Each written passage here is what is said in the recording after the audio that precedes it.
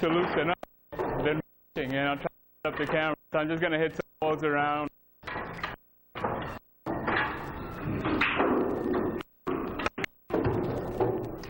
the camera on? Yeah.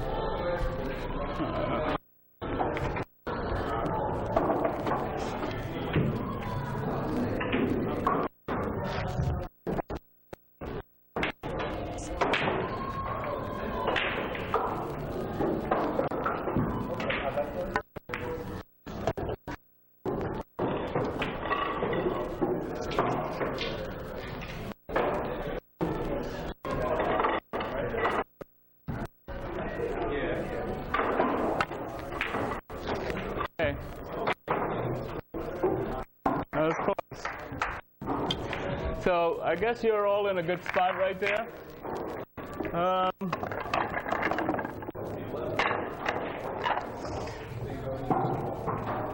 As far as straight pool goes, there are certain ways to run walls, but ultimately it's all up to you and your ability and your strokes and what you're capable of.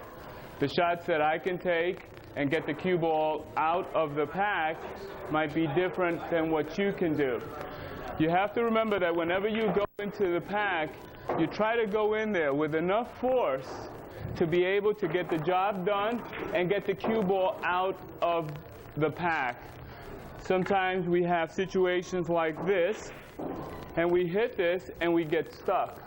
Well, you know that the possibility of getting stuck are there, so you either try to hit a certain corner ball, or you hit this with sufficient force to be able to just open up the pack so that you at least have something to shoot for afterwards.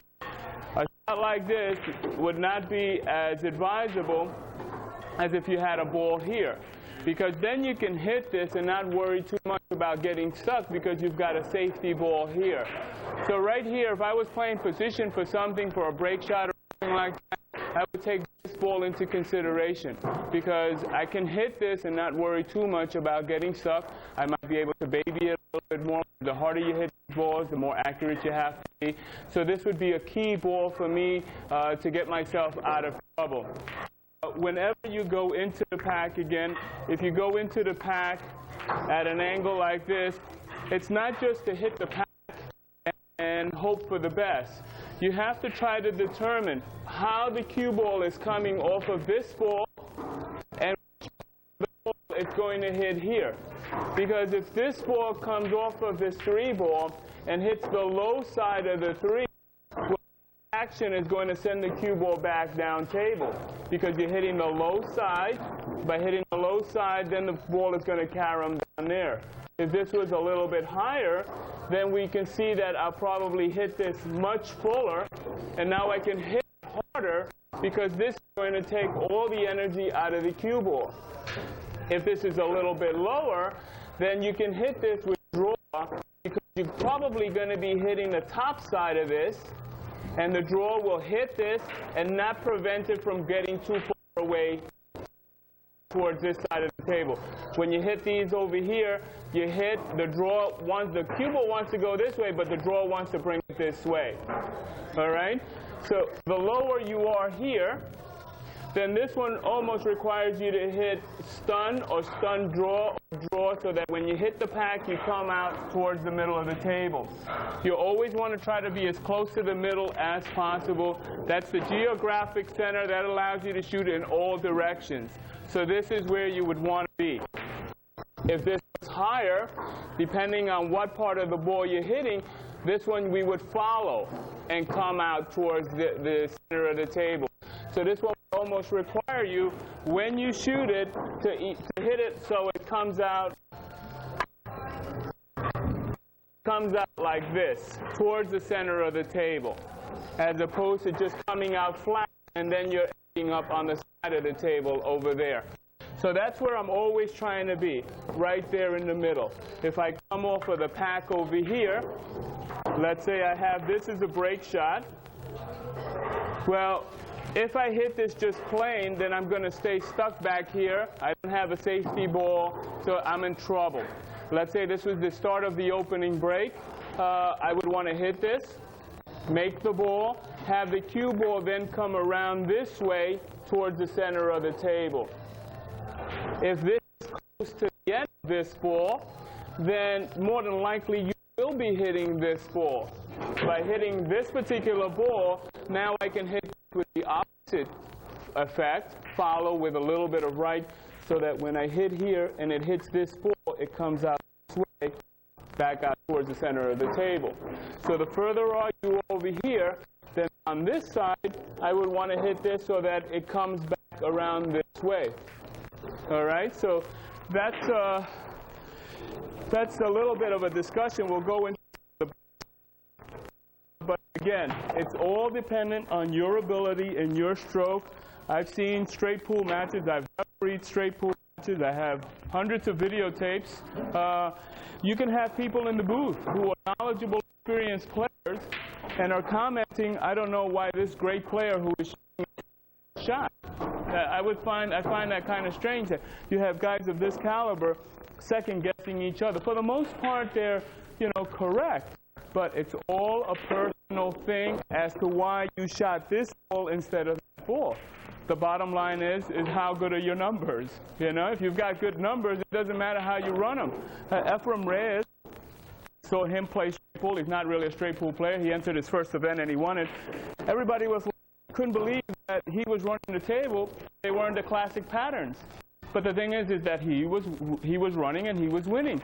So it's based on ability. You have to be able to think on how the cue ball is going to hit the pack and how to get it out of the pack so that you have a shot.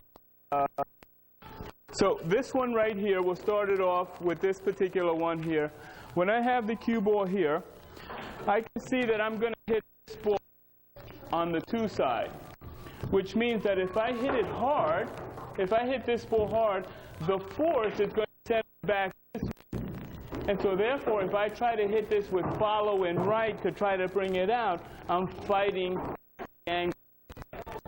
Therefore, I'm going to take advantage that the ball is going to come this way and just hit it with left and follow, so that when it hits this, the angle is bringing it over here, then it'll carry me around. But I don't need that much spin. Why? Because the angle is already being created for me. Just by the fact that I'm hitting that ball at that side, the angle is already bringing me down here. So all I need is what I would call a little helper type of spin. On the left side, and that's where I would want to do. I would want to come around and come to here. Sometimes you get stuck. We have no control over that, but that would be the proper way to be playing that particular ball. If you have questions as we come across a particular break shot, feel free to jump in. Rolando, on that shot, with your ability, how much of a margin can you determine where the ball is going to hit? An inch, 2 inches, a half an inch? Off of the pack? Yes. You can almost be pretty precise to within a quarter of an inch of where it's going to hit here. But you couldn't make it hit 2 inches in another spot because it's too close. It wants to get to the pack too quickly. If I had more distance, then I could possibly, and if it was straighter, then I could do that too. on that shot you don't have any. You don't have too much of a choice. You have to go along with the routine, with the pattern, with the break shot on this particular shot here. Whereas if I were here, I'm almost parallel to this particular ball. This one here, I know that I'm going to clip this, the 8 ball. So I would hit with a right, center ball right, not too hard, and then I would come back out this way. If you hit it hard, a lot of times you end up down there because you end up clipping the ball a little bit too thinly. It doesn't absorb the energy, and you end up all the way down there. So you have to play that one a little bit with caution unless you're sure that you're going to hit that one full. But if you hit it hard, then the ball is going to bounce back. And then you're trying to bring it back this way, and it's just fighting too much. You probably can't put that much spin and have it come back that much. The closer we get to the middle here, also say this. Most of you, I hope, are familiar with the fact that if I hit a ball with a stun stroke and the ball, the object ball and the cue ball are straight, and I hit it with a stun stroke, it produces a stop shot. Okay. Everyone? If I have an angle, that same stroke on that angle will yield me a 90-degree line off of the point of contact. Okay? It's good to know in anything that you play that reference line, because that's the line that you first have to look at to determine if it was hit purely with that stroke, where it might hit the pack. You can alter the resultant line by hitting a little bit above or a little bit, and it will now deviate a little bit from that reference line. But by knowing that line, you can at least determine what part of the pack you're going to hit. So that's the most important line in any game that you play. If I'm here, okay, I'm going to hit this, and it seems like once I hit this, if I hit this on this side, I would again hit this with left and follow, and have the cue ball come back around towards me. Back towards the center of the table, that's where I would want to be. The more angle you've got, the less latitude you have of what you can do with the shot. Okay? So this is all on a nice angle. I don't have to fight the steepness of the angle, and so therefore I can get away with hitting the cue ball kind of nice. But if I were here, okay, all I'm trying to do here is make the shot. You can't do too much with the cue ball here. If I'm here, now I have more freedom, you know. Any game that you play in pool, the best angle that you can have, aside from being straight on the last ball that you have to make, is a half ball angle. Okay, with a half ball angle, you're able to hit the ball very full, which means that you can control the cue ball a lot better. And if you have less angle, which means straighter, it's harder to move the cue ball laterally. If you have too much of an angle, then it's hard to control the cue ball after you hit the ball. So the best angle to have is a half ball angle. That's the one that will give you the most control. Rolando, when you hit that shot with good English, it was more follow than spin, because the follow is what's going to carry me off of the ball, and it's just a little bit of spin. You need a lively follow for these. well, you asked the question, then you think the cue has a more follow through than ordinary. Say that again? The cue is following through More, because I want that follow. Correct. Correct. So from here, I just want to make this shot. I know I can get stuck, so I don't want to baby the shot. So I'm like taking a difficult shot and making it more difficult if I go overboard. Okay, so you can't go too far over, otherwise, instead of having, you know, an easy jump of 5, it now becomes a jump of 10. You know, the same jump, only because you're trying to do too much with this. So this one, I know I'm going to hit here. Concentrate on making the shot. I'll look at it. Take my time.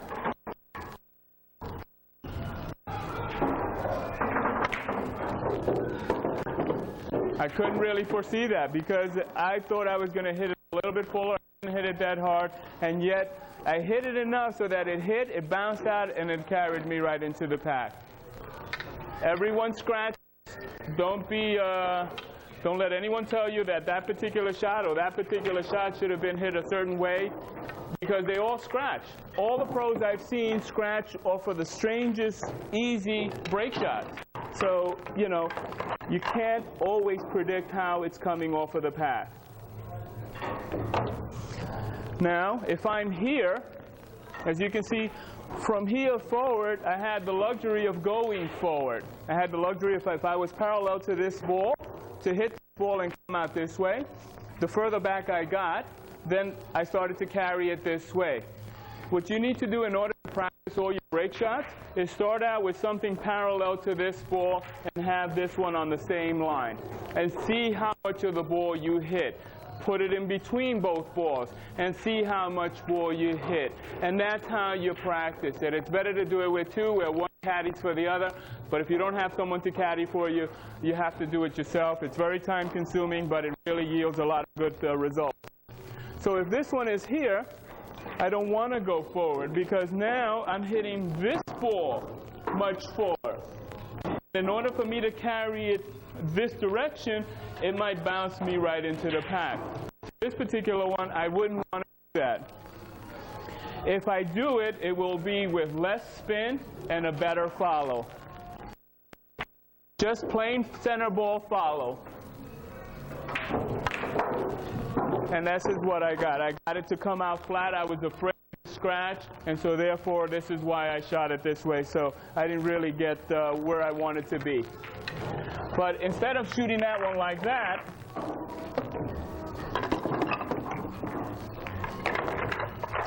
then I would shoot this one with draw.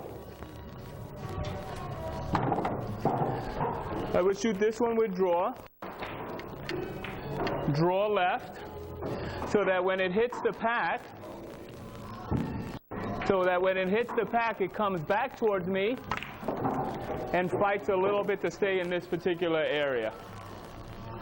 Okay? If I were closer this way,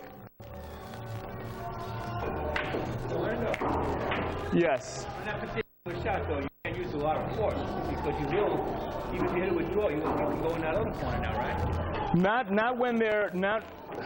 It depends on how straight I am this way.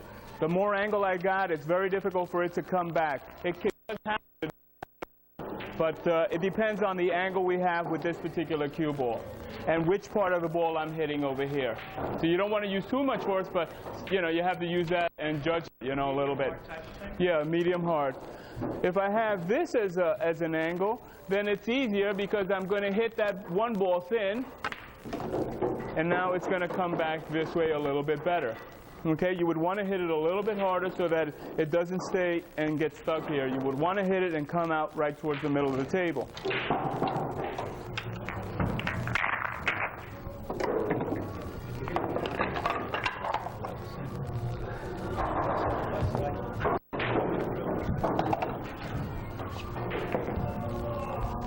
If we're here like this, which is almost straight, then I'm trying to hit this part of the ball.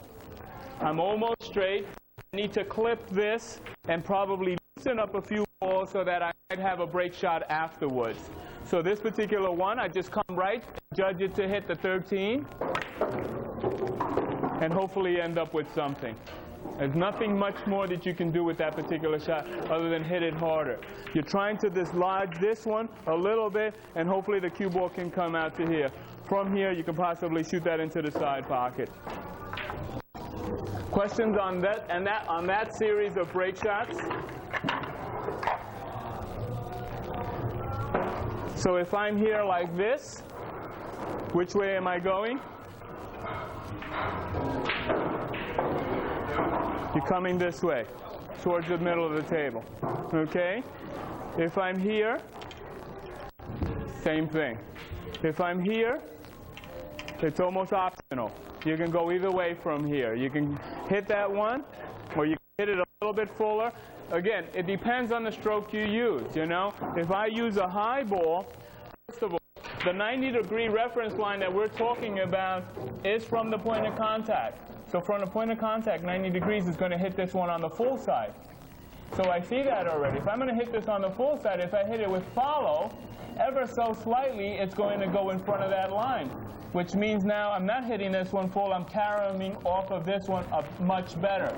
So now I can carry the angle a little bit better. So a lot of times people get stuck because they use the stun stroke when they should be using a follow stroke. The stun stroke is a dead ball. That ball is literally dead as it travels to wherever it's supposed to go.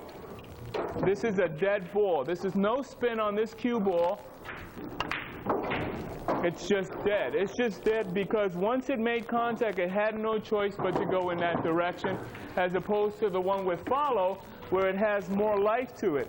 Once it hits this particular ball, you'll see the life come into the cue ball. Right around here, it got life. Okay? A lot of times we get stuck because we hit it with a stun stroke where we should be using more like a follow or a draw, or you hit it hard enough to make sure that you shatter it all and hopefully have a shot afterwards. This particular break shot here, off of the rail, is also a problem because we don't have a key ball to help us in case we get. So we have to be able to hit a part of the corner ball. The corner balls are the ones we want to hit on this particular series right here. I started from here. So if I'm here, of course, if I'm straight, I can't do too much with this, okay? But if I'm here, then I am trying to clip this off. That 90-degree reference line that we spoke about also works off of the cushion. So if I hit this with a stun stroke and I hit it right here, the cue ball will come down and then should go straight down, just like it was coming off of the other ball.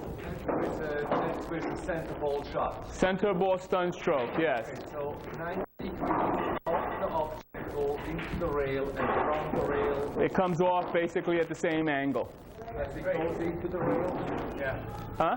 as it goes into the rail? Since it's going into the rail with the stun stroke, it has no follow or no backspin. Okay. It will exit out at a very similar angle, if not the same angle. Okay. But it's all dependent on how much ball you hit.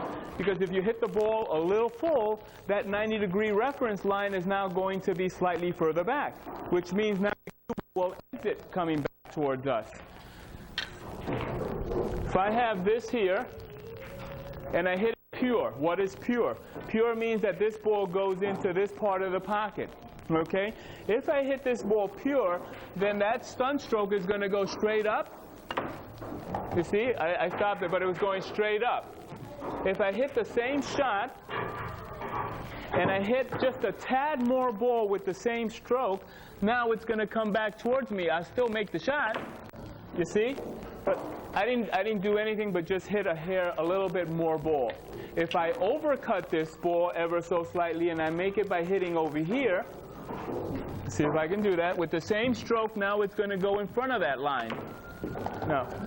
So it's how much ball you hit with that stun stroke that will determine whether it comes off at 90, a little bit back, or a little bit of front, without putting any spin on the shot.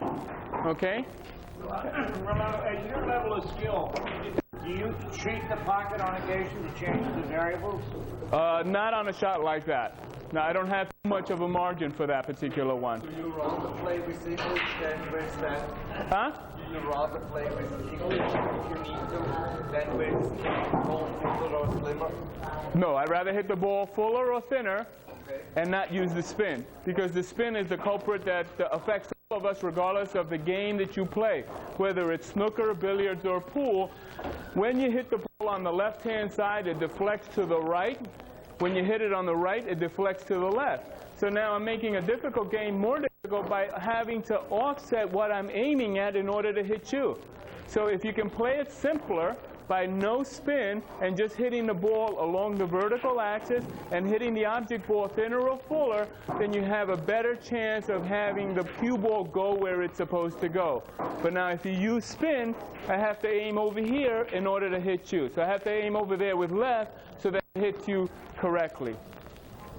Okay, so I would rather hit it with more or less ball, high or low, than to utilize the spin. So you have no choice, you have to use it, but a little bit is always best. So from here, on this particular break shot, I know that this wants to come straight into that particular ball. If I hit a stun stroke and I hit it full, and I hit it correctly, then it's going to hit this particular ball, and I'm going to get stuck.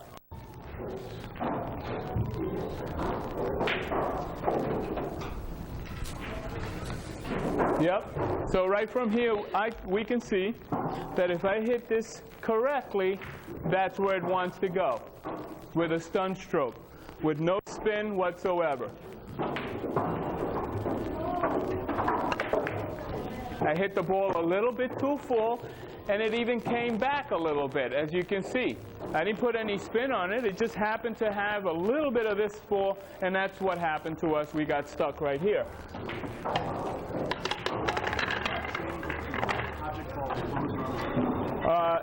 It'll change. It won't change by very much because your latitude of how much of the ball you can be off is very small. You're on the rail. You can't hit this one too full or too thin, otherwise you'll miss the shot. So from here, okay, so now I'm going to hit it with the same stroke, but instead of hitting it at the proper spot to make the cue ball stop if they were straight, I'm just going to hit the cue ball a little bit higher along the vertical axis, which means that once it hits the ball, it wants to go forward just a touch.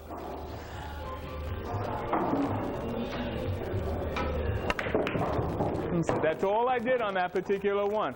So the difference in the stroke is this. This is the difference in the stroke. This is the spot that I need to hit in order to make the cue ball stop.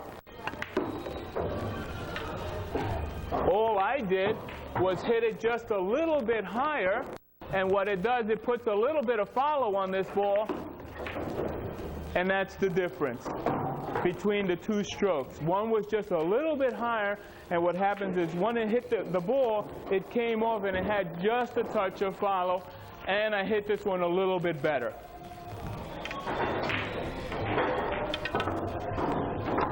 But you're always trying to hit a part of the end ball in order so that you don't get stuck.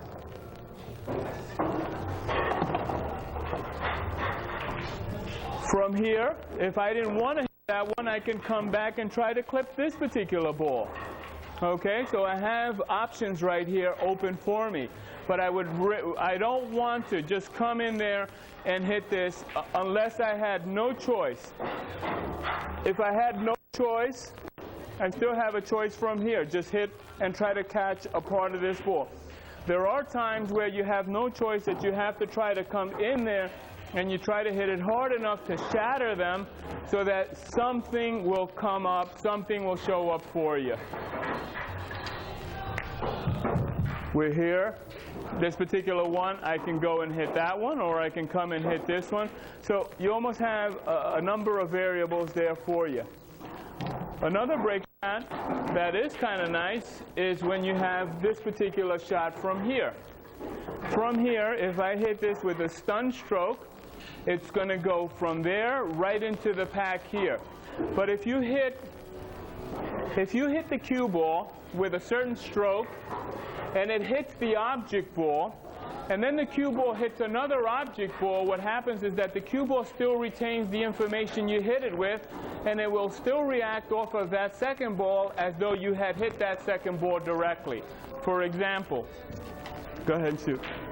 If I have this here, okay, and I want to play position for this ball right here, if I hit this with draw, okay, it's going to hit into there. But it's coming off with draw, it's going to hit this, and the draw is still going to take place coming back towards the 8 ball. You see?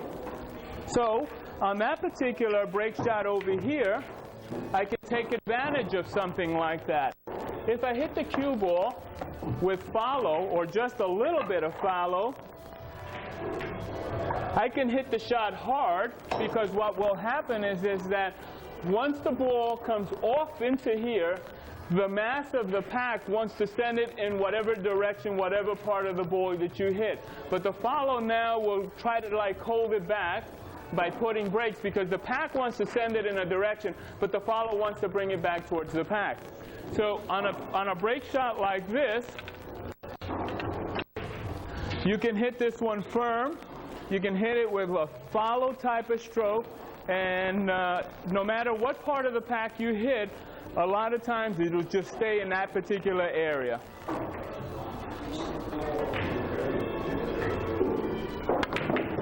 See?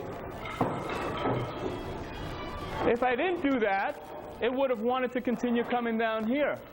But that follow, after it hit the pack, the mass of the pack wanted to send it out in whatever direction. That follow was still on that ball, and so therefore it just kind of like put brakes and it stopped right there. So I like those break shots personally, because the difficulty is in making the shot. But you can hit it nice and firm, and the ball will stay in this particular area for you. Do you find this danger getting caught by the pack though, getting a foul? The mass is going to send it out. No matter what happens. No matter what you do, unless of course you hit it. Get stuck, you know, but you would have to hit this particular ball so full for it to absorb all energy. For that to happen, it doesn't happen that often, but it does happen. That's why you have to hit it a little bit firm so that it hits and hopefully something opens up, like all of this opened up for me. So I still have a shot right from that particular shot. Another thing I want to stress out to you guys, because I see it all the time and there's no need for it. Straight pool is a funny game, okay? Some of you can play 9-ball well. When you go to straight pool, it's like you can't run more than a few balls. You have to take a more liberal approach to the game. You have to shoot as though it doesn't. You have to shoot this ball as though it's a 9-ball game, and you know that in a 9-ball game you would never miss this shot, but for some reason in straight pool we do. Just shoot and play as though you're playing 9-ball. Because we put a lot of emphasis on having to make this shot miss. People, when they come to shoot, observe how big a run do they have on the average. it's only a few balls. It's nothing in the major numbers. Even the professional players, their average for some of the straight pool tournaments, the winner average of like 9 balls. And he won the tournament. That was the average. So it goes to show you don't have to worry about someone hitting you with big numbers. It doesn't always happen. And the thing about it is that you're coming back to shoot again. So don't be so afraid that if I miss, I'm never going to shoot again. You will shoot again. I guarantee you'll shoot again. I was taught to play straight pool, that I go from one easy shot to the next easy shot. The table can tell you what to shoot. You know, if I have a shot over there, it's a little bit difficult, but I have this one here that's a little bit easier. Well, in the beginning, I'm going to go from one easy shot to the next easy shot to the next easy shot. Before you know it, the table is done. As you get more advanced, then you want to add a little bit more difficulty to it. But also remember that any shot can be used as a break shot. Any ball, if you position yourself correctly, can be a break shot. So you don't always have to be having this mentality.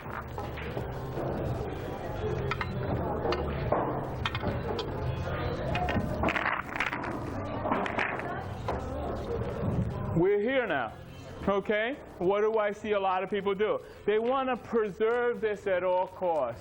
This is the perfect break shot. Everyone talks about it, everyone writes about it, but the thing about it, they end up trying to take that, and what happens? If they make it, then the cue ball control is suspect, but a lot of times they'll miss it. So what do? They've given their opponent a chance to be able to come to the table with this intact. Where the right thing to do on a shot like this, to show you, is you play this. If you get perfect on this for a break shot, you can use this as a break shot just by landing over here. You can come right into the pack and come this way. If you get too straight, or if you come over here, you can play a safe. At least now you're not leaving the table on a miss. You're leaving the table on a quality type of shootout. So from here, I would shoot this one. Okay. Now I didn't land perfect. I would just play a safe, assuming I had made the shot. Okay, take a little bit more time. So I'm going to play for the break shot right here. I'm going to come to here and drop into there.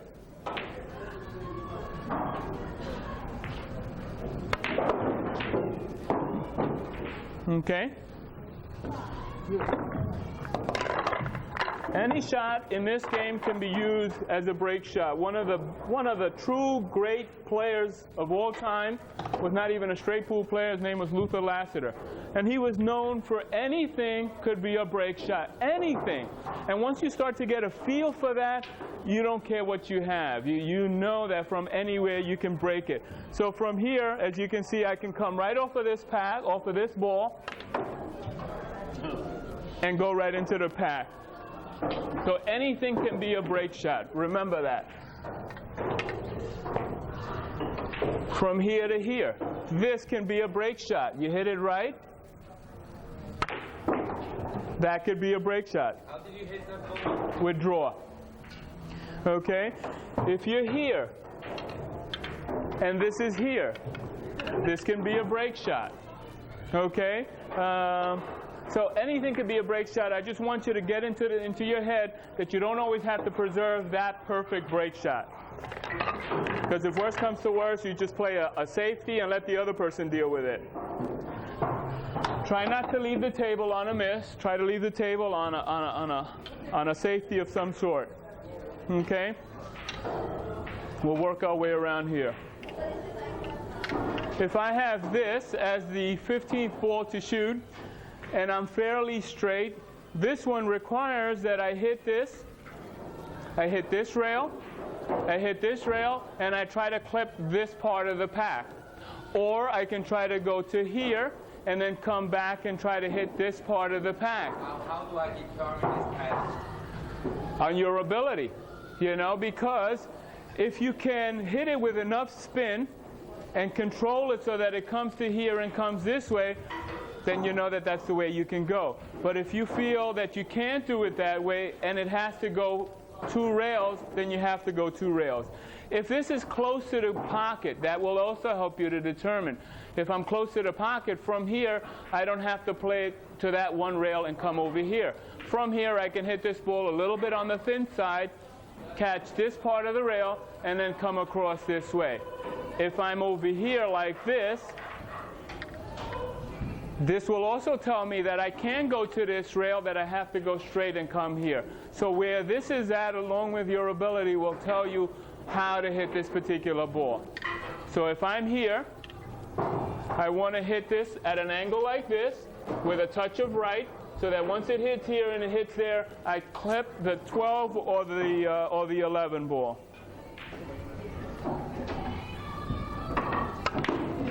No good. Okay, I got away with it, but I hit this one too full.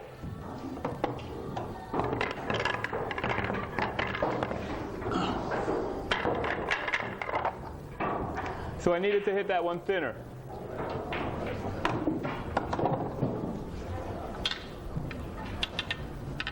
Put it here again.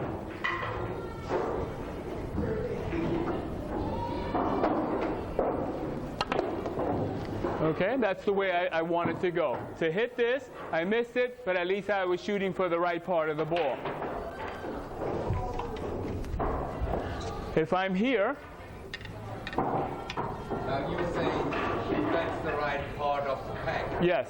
Why? Why? Because for the same reason when we had the break shot from back here, right? When we had the break shot, right? We come to here, and because you're hitting it with a little bit of right, once it comes off of here, it comes with a little bit of right, and then it goes that way. I'll shoot it one more time, and let's see.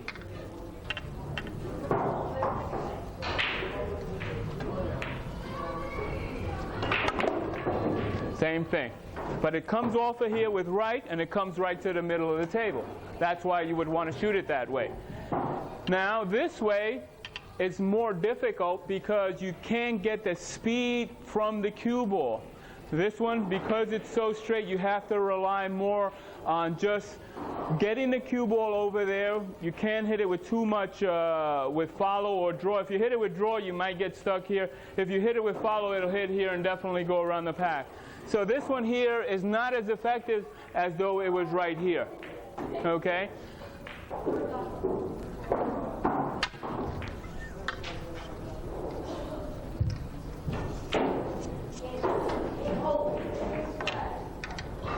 So this is fairly straight right from here.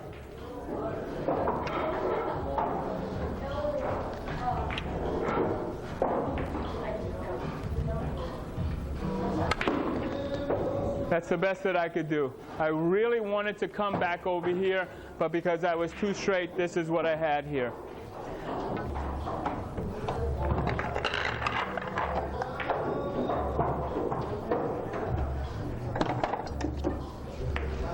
Okay. Another thing you guys have to be aware of is how far can you extend your physical self to reach the cue ball? A lot of times we play position for a shot, we end up with the perfect break shot, and now you can't reach it. Why? Because you didn't determine prior to taking off the 14th ball, how far can I really reach? Now from here, this is not ideal. So I'm in trouble. I'm uncomfortable right here. Had I known that this was something to consider, then I would have played position for something like this, because I know myself, for me to still be comfortable, I need the cue ball right where it's at right there. So from here, I don't have to worry too much about reaching. So whenever you play position for that particular ball, let's say right here, and I'm shooting this here, well, the first thing I'm going to do is come over here. Let's say this is the 15th ball, which I want to keep as a break shot. This is my 14th ball. This is my key ball. So I'm going to come over here and say, okay, so if I'm over here, I would be comfortable. So I keep my eye on there. I take a look at the shot, and I try to bring the cue ball to that particular spot. Because I know if I don't reach here, then it's going to be a reach for me. If I come a little bit more, well, then that's okay too, because at least I'm closer to the ball. So that's the first thing that I would do when I'm playing the last ball before this particular ball. These are all things that you have to consider, otherwise you're going to get stuck. Okay, so we discussed earlier that from the point of contact, with a stun stroke, the cue ball wants to come off at 90 degrees. So just on the purity of the stroke, this cue ball wants to hit this ball on the full side. Okay?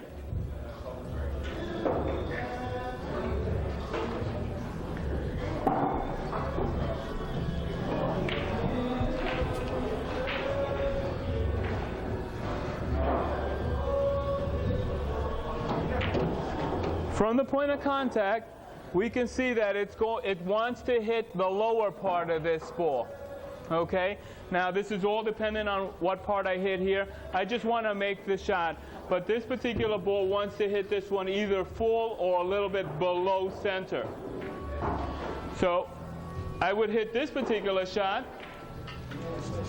with a stun stroke, and I would hit it firm so that when it hits that ball, it just comes down towards me a little bit.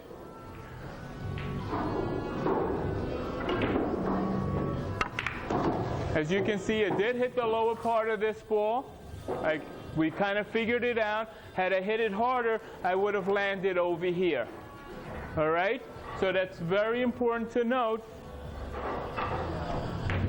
what part of the ball it wants to come off of.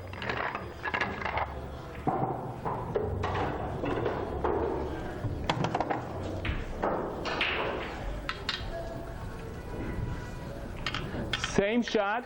This time I'm going to hit the cue ball pure stun, just right at the spot where it would produce a stop shot, and we get something like this. So the difference there was recognizing what part of the pack I'm going to hit. It felt like it was going to hit it on the full side, maybe a little bit lower. So I just went a little bit lower on the cue ball with that same stun stroke, which produced just a little bit of backspin, not a heck of a lot, and I didn't hit it too hard, and it came off and it came towards me. So it's just regulating where I'm hitting the cue ball along the vertical, because none of these had spin on it. It was just regulating the cue ball so that I can diverge from that line that we already know.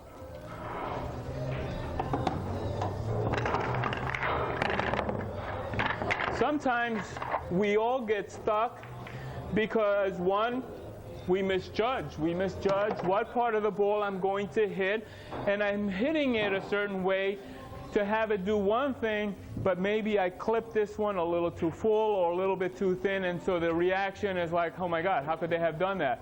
Well, it's part of the game. You know, the pockets are not just the width of the ball. We have a play in here, one way to the other. So if I hit that one to hit here, then it might react a certain way. If I hit it too full, it'll react differently, and if I hit it here, it'll react differently, all with the same stroke.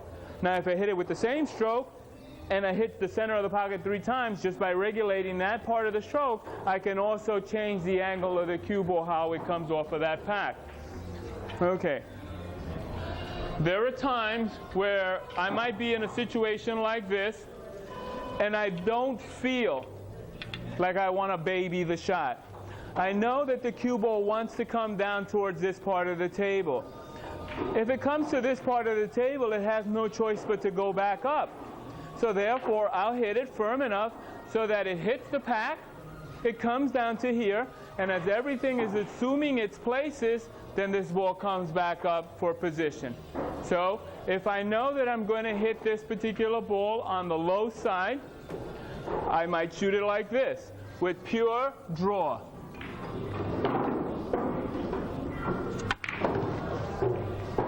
And then have it come back up into hopefully a good position. I know it's coming down here, so I might as well go with the shot. The mass is helping me. Why? Because it's much greater than this, so I don't have to really put a heck of a lot of draw in order to get the effect that I want out of that particular break shot. So you'll see people play it both ways. I like my way sometimes better because I free myself of having to make sure that I don't hit it. And sometimes they still hit it soft and they still end up down there. So, so you have to go with the feel on that particular shot. The thing that is most time consuming about straight pool is practicing the break shot, really. But if you come to practice practice one side and then play. Then another day you practice something else and then play.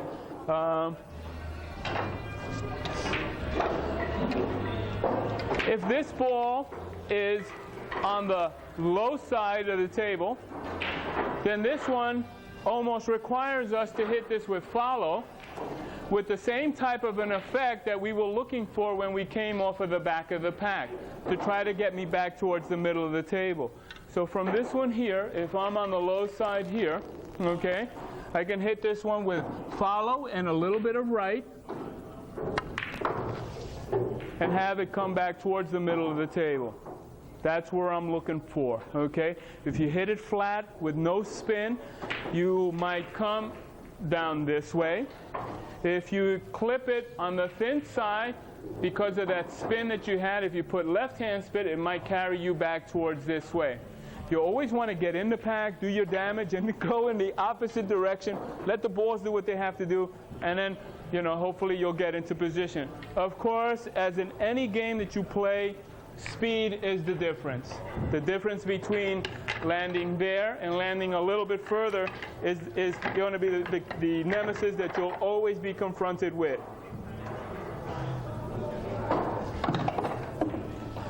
Another thing to consider, if you're a right-handed player, you want your break shot over here. A left-handed player, you would want your break shot here. Why? It's just easier for me to reach as a left-handed player than if I had to shoot at that one. Now I'm forced to come over here. Whereas if I'm a right-handed player, this is easier for me. It's a more natural angle than this one, which now I have to stretch from all the way down here. Okay. We're here. This one is almost asking me to hit it with draw or stun, so that I hit this part of the ball and come back towards the middle of the table. If you hit this particular shot with follow, it's going to hit the pack. It's going to have follow on it, so it wants to go that direction. But the mass is redirecting it. It wants to send it in that direction, and a lot of times you end up scratching because this one requires you to hit it with follow. Okay? Here, you're better off hitting this with a stun draw or draw so that you hit the pack and you come out here, because sometimes, depending on the force you hit it with, if you hit it with follow, the harder you hit it with follow, the more it's almost like a lighter cue ball. And the tendency is that the mass is going to want to like push you way out to the side, and then the follow is going to want to take over, and you end up scratching a lot. Okay? So this one is there. I can see from the 90-degree reference line, this one's to hit it on the low side. But if I hit this with follow, I'll either hit that ball, the 4-ball full, which is then going to send me real close to the corner pockets. I'm going to hit this one with follow so that we can see the effect. Okay? I happen to hit that one full, but if I hit it not so full, it's going to like go right into the corner pocket. That one you were better off with draw, so that when you hit, you come back out to the middle of the table. The middle of the table is so important in this particular game. Because when you don't have a shot from there, you can shoot in at least 6 directions. Otherwise, you're like stuck back here.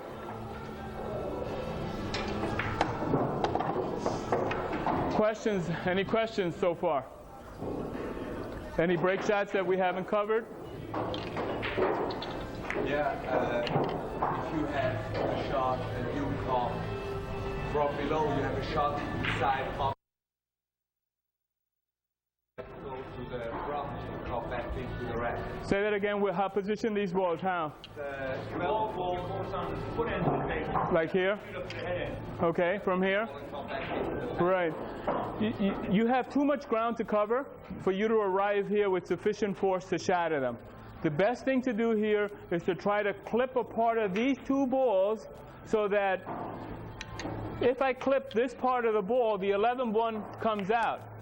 This one usually comes out to here, and I'll end up with a break shot. So this is all you can hope to do on a shot like that, is to try to clip the side of it so that once it hits, the cue ball comes out here and things move into their place.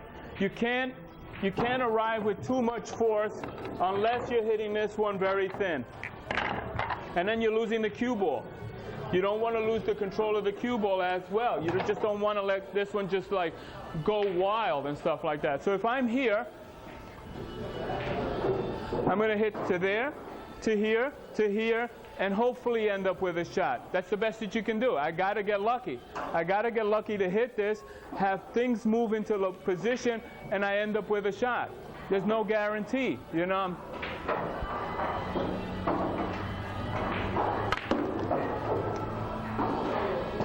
There's no guarantee, you know. But that's what I would want to do, just to come in here and hit these and hopefully end up with a shot afterwards. How about the same shot as in the corner? Instead of putting it inside. Like this? No. You have to go back where it was. Instead of playing it inside, play it in the corner. Well, now you're taking a difficult shot, making it more difficult by trying to cut it into the corner. You're better off, if you don't want to do that, just play it safe. You know, but you're better off trying it this way. If you wanted to practice for fun, maybe. In a game situation, no serious player would take this into the corner unless the game was over and they were on a run and they had nothing to really lose. You know, you're better off going to here. This is another break shot that sometimes comes up. From here, since I'm hitting this with follow, again, I cannot get the energy that's required to come in here with a lot of force. This particular one is just you hit it with follow. You try to clip this part of the pack. You try to clip this part of the pack here and dislodge some balls. As you can see, I can't hit this with too much follow because once it hits this ball, the follow is dying down. Once it hits the cushion, the follow is like slowing the cue ball down. From here, this is a viable break shot because from here I'm able to hit the side here and go right into the pack. What part of the pack I'm trying to do? Well, I'm trying to make the shot. There's not too much leeway that I have here. It's a steep angle. I can't do too much with follow and scratch if I hit it with draw. So this one is just going to shoot it to make the ball with a little bit of right and hopefully clip the bottom part of these two balls.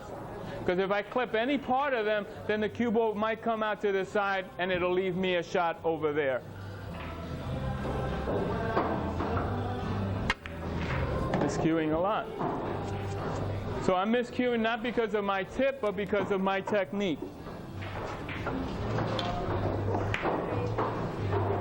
Say that again. I'm miscuing because of my technique and not because there's something wrong with the tip. Huh? Or I might be changing something in the delivery right now. That's the only reason. The tip is in a great shape. It's a great tip. So a lot of people blame their tip when in reality it's more their technique than anything like that. Sometimes you'll miscue more one day than another day. Why? I don't know why. It just happens. It just happens. Sometimes I'll come here and I'll miscue a lot on the draw. Sometimes I don't miscue for a long time. So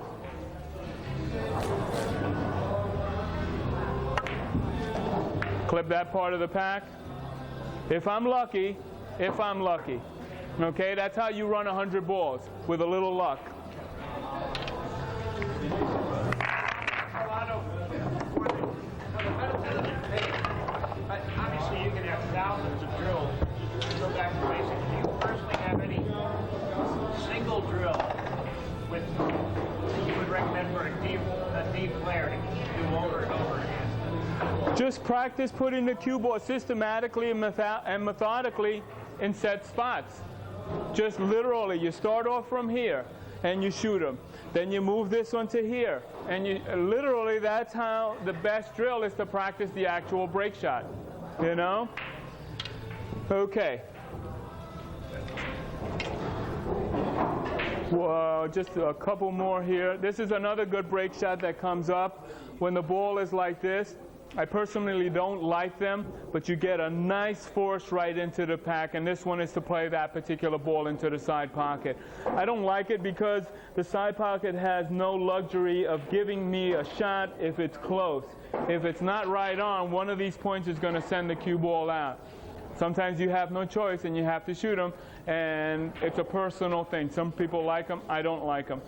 But this one here, once I hit this ball, it's going to come right into the pack. If I hit it firm enough, and I hit it with a little bit of follow, then it's going to shatter the pack and hopefully drive right in through there. Okay. I don't want to blast it. Okay, and then take it from there. Some people like them. I don't like them.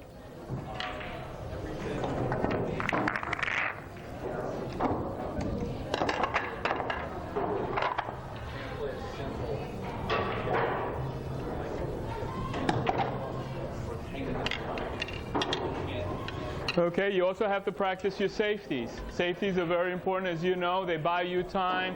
They can take a situation where if you try to shoot out of it, like in the league, you'll end up getting in trouble because the game requires you to shoot smartly, and then when necessary, you play it safe. There's nothing wrong with ducking. You don't want to duck too much unless that's your style. If that's your style, then you duck, you know?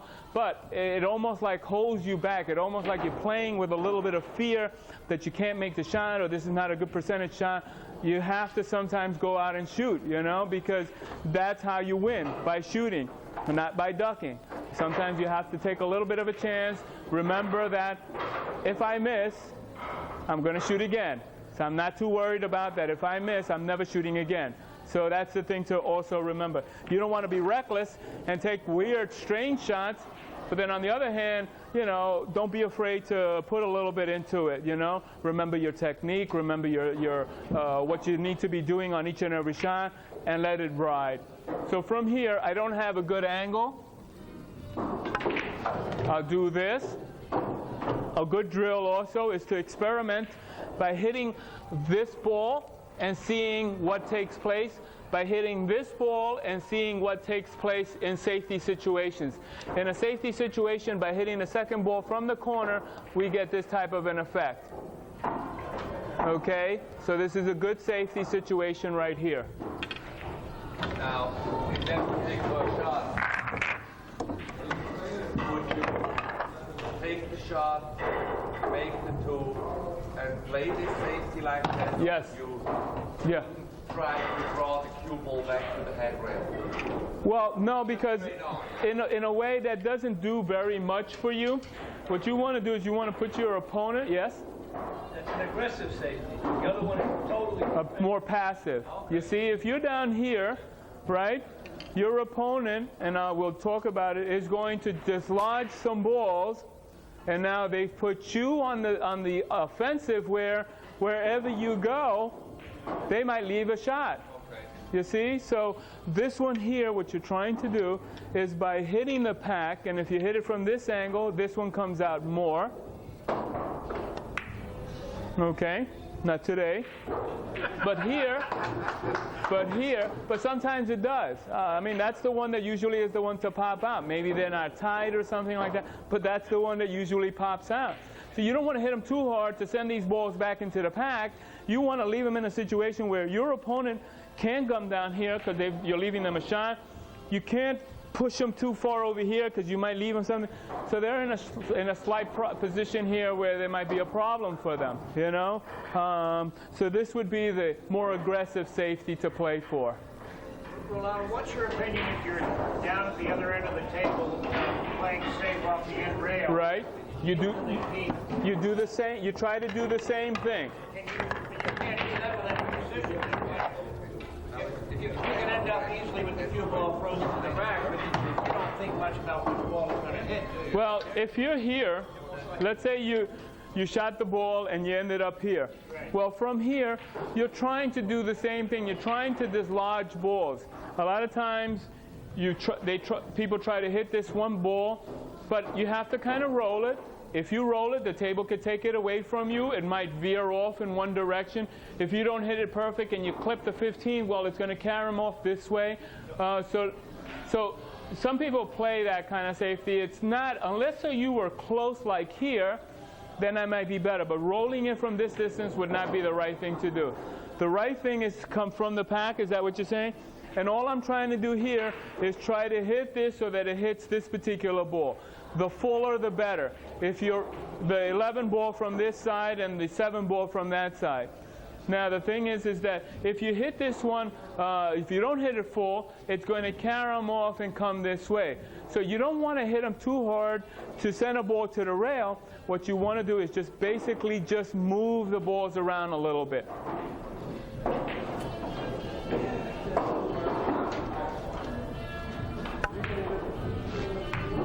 That's all you want to do. You don't want to do too much. You don't want to hit them too hard. You just want to move things around. I got lucky, honestly, because this ball reached the rail. It didn't have to. If it didn't, then my opponent can do something, but at least I have balls to hit as opposed to the whole pack that is still intact.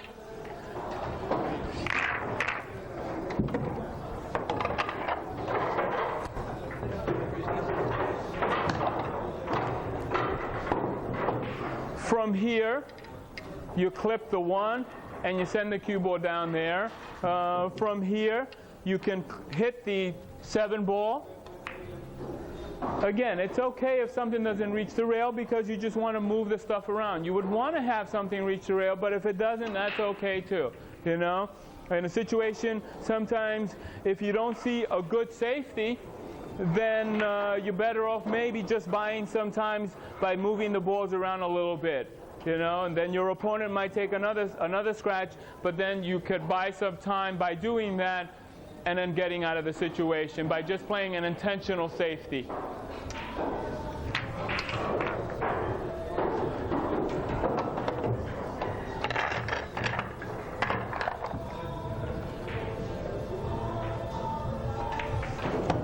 Okay, questions?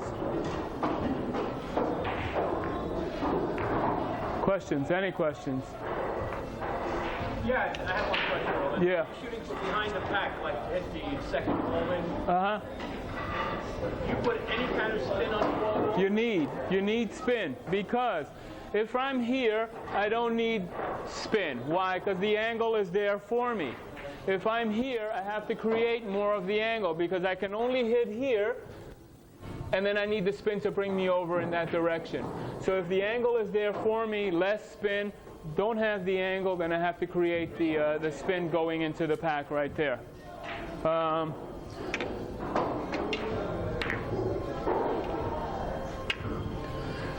George Fells talks about straight pool in his book, and he has a videotape. It's a very good source because it helps you to like see the game in 4 different ways. If I'm correct, is if you have your like number 1 ball, and that's a ball that could go into the pocket cleanly, nothing is obstructing it. Then you have your number 2 ball, which after you get rid of a number 1 ball, then you can shoot the 2 ball into that particular pocket or any pocket. So by clearing that first key ball, it allows you to shoot at that second key ball into the pocket. Then you have the third one, which you have to be able to go into. Is that right? Yeah, well, it's the C balls. Right. The ones that,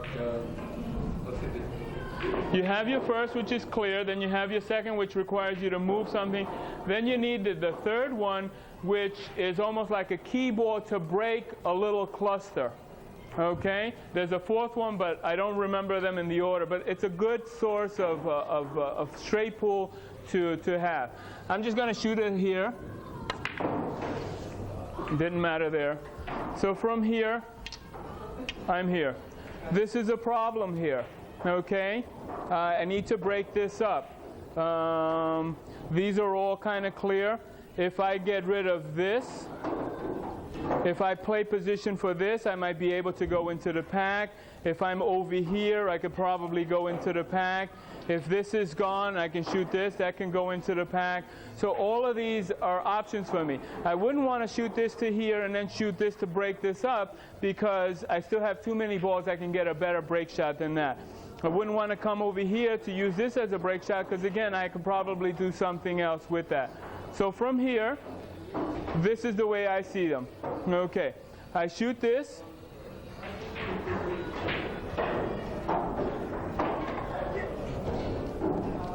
Okay, I can shoot this ball. I can shoot this ball. I can shoot this ball and leave myself an angle to come off of here into the pack, and this is my key ball in case I get stuck. That's one option. I think that's the best one that I like. I can also shoot this ball right now, let the cue ball roll to about here, and then shoot this to break this up, and I have a few balls up here that could help me in this situation. So from here, all I would have to do is just roll this a little bit, And now I have an angle with draw to come back and disturb that. So from here, if I wanted to, with a little bit of draw, move the stuff around a little bit. It could have worked out a little bit better than that. From here, I have no choice, the 8-ball. Wouldn't you have rather taken a 13 then, and then come back to the 7, so that you don't get stuck with just 11, 13? To draw back?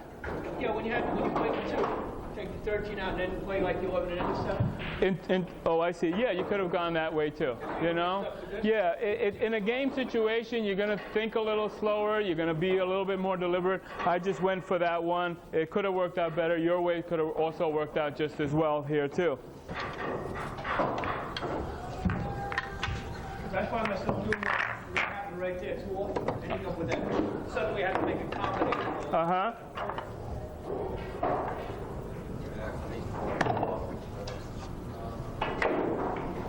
This one is going to hit this one on the thin side, so I can hit this one with a little bit of high right.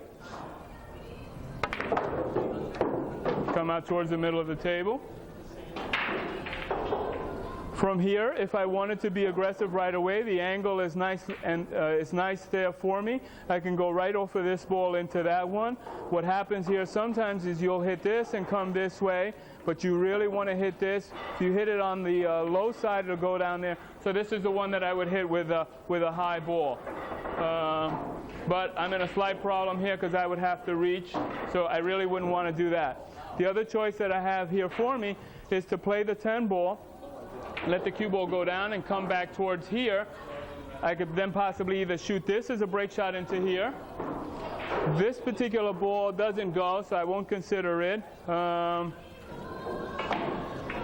could shoot this, come down to here, shoot this one. Then I can shoot this one, and then I can leave myself a small angle to come off of this right into that pack. So there are a number of ways that you can shoot. Each person has a different preference. The bottom line is if you're running the numbers. Okay, so we'll go 10, 6, 10, 6, 12.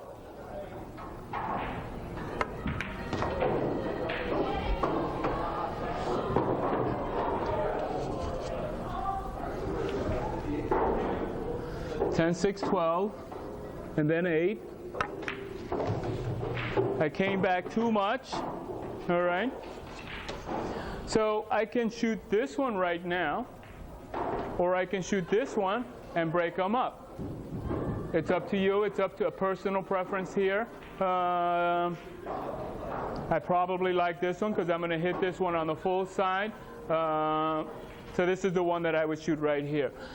The 90-degree line, if I hit it just with the stun stroke, it's going to come here, so I'm just going to be a touch lower than that. Missed the whole thing.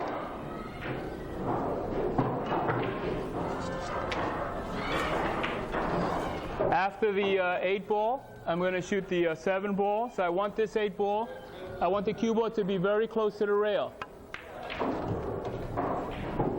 And then from here, try to hit this and have it come back towards this way.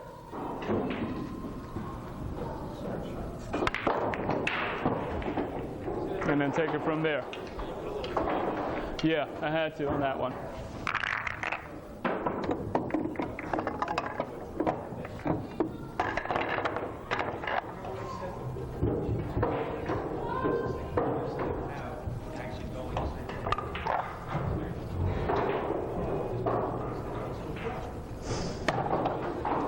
On the opening break, you have to consider that all these back balls are frozen, okay, because they're the ones that you will be hitting first. You need to practice the opening break, okay.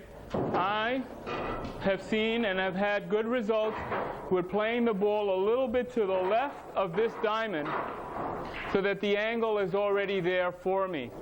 What I'm trying to do, it's very rare where these balls go out and come back.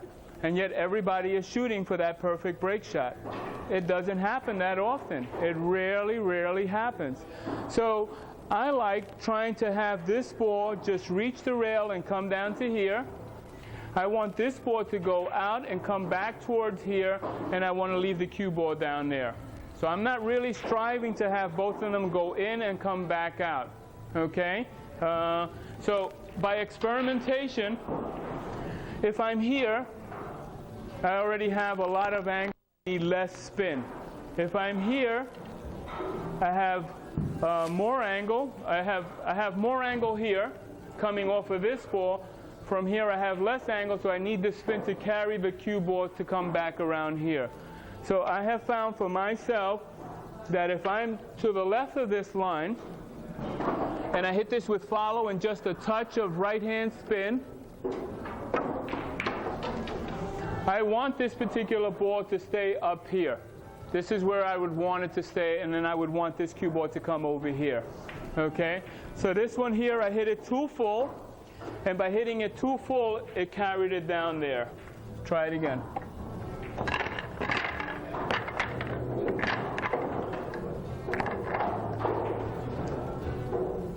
The books more or less state that you should be on this diamond or a little bit to the right of that diamond. How much of the 8 are you hitting? Excuse me? How much of the 8 are you hitting from there? Less than a quarter ball. But usually you prefer to be a little to the left. Yeah, for myself, yes, for myself. And also from seeing other people break, okay, and seeing and analyzing what they've done. If you ever get to see Ephraim Reyes play, that's the way he does it, and it works out so beautifully. You know, the concept of it, I like it, because you're not trying to make the balls come back. It's almost like not possible. It's so rare for that to occur. Say what again? This is the one you want to come back. This is the one that if I had, Cue ball's going to be right, and if this one also is just up there, I'm not leaving a shot. Another thing to consider when you're playing in the game is the tendency for a lot of people to take the shot after the break is usually from this corner. All right? So throw a wrench into it and break from over here and leave your opponent this type of a shot. Okay? So mix it up depending on how you feel. Sometimes you might start this way and remember, oh, maybe I'll do it from here. They're not used to breaking and shooting from the other side of the table. Rolando, is it a consideration that a little English will give you the acceleration over the rail and you don't have to hit it? And try to hit it as hard. It also helps the angle coming off of the rail, because if you didn't put the spin, it will come off a little bit on the flat side. All right, let's see if I can do better. That was too thin.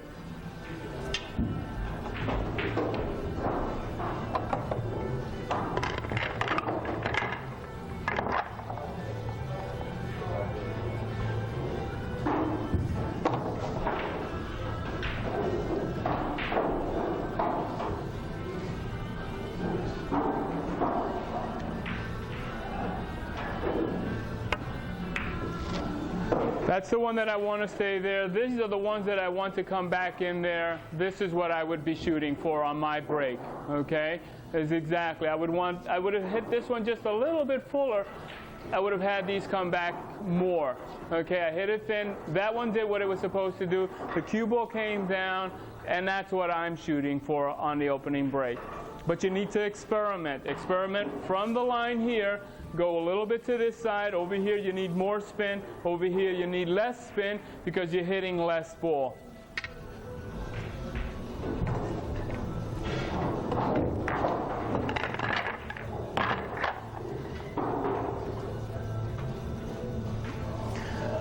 Okay, questions?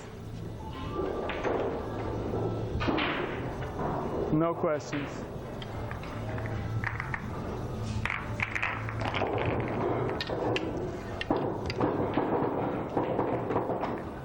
Okay.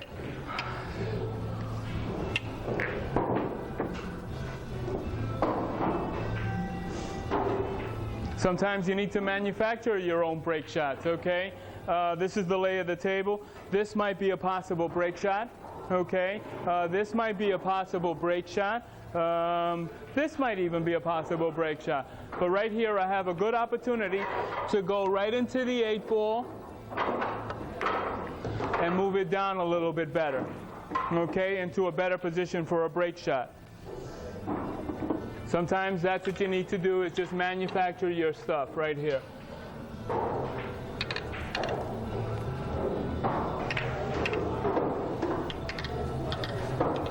You're here. Another opportunity, you go into the rail, you clip the 8 ball, you move it a little bit closer this way. But you have to make sure that you're leaving yourself an exit for another shot just in case you get a little bit close. We're here in this situation. I don't have much of a break shot, so to speak, but what I could do is I can shoot the 6 ball, go 2 rails into the 7, move it into a position that hopefully will be a break shot for me.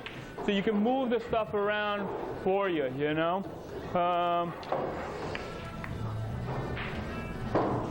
Most of you know this one. These are the last 2 balls on the table. Okay, you need to manufacture something. You're doing 3 things here. 1, you're pocketing the 7. 2, you're nudging the 2 ball out of the pack. And 3, you're keeping the cue ball right in the pack.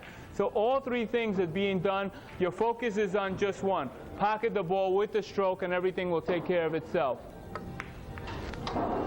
Most of you know that one because now it's cue ball behind the line.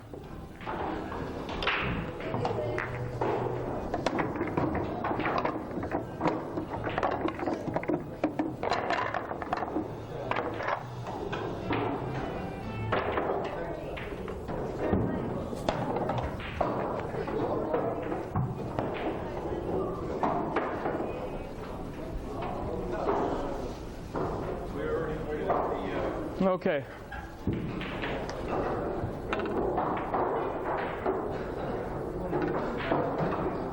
This is the situation I find myself in. What are my options here?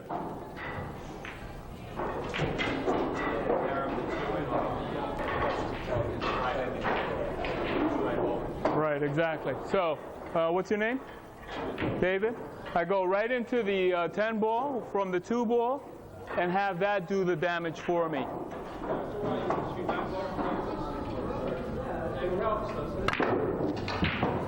That's 1. Same scenario right in here.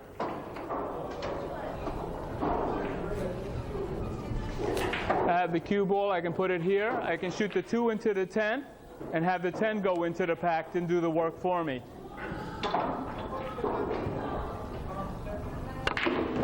Wow. Wow. That's hard to do. Usually it doesn't come up. No. Questions? None? Okay, let's see what I can run a little here.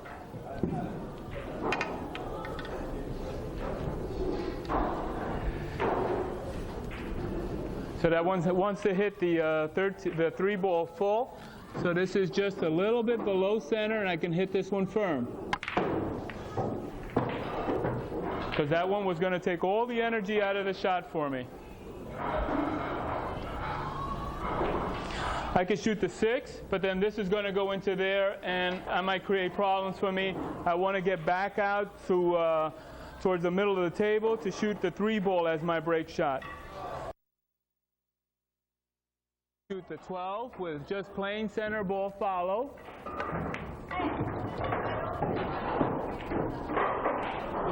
Now I can shoot the 3 ball if I want to move things about. Okay, after I hit the 3, that's going to hit the 14. So I'm not going to hit it very hard. I'm just going to move the stuff around a little bit. Okay, I didn't hit it too hard. I wanted to leave myself a shot afterwards.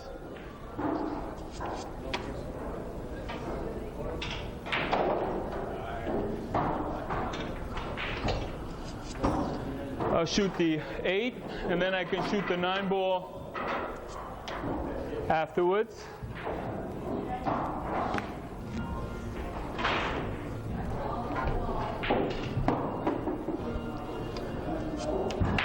I hit the 9 and draw back just enough to move stuff around.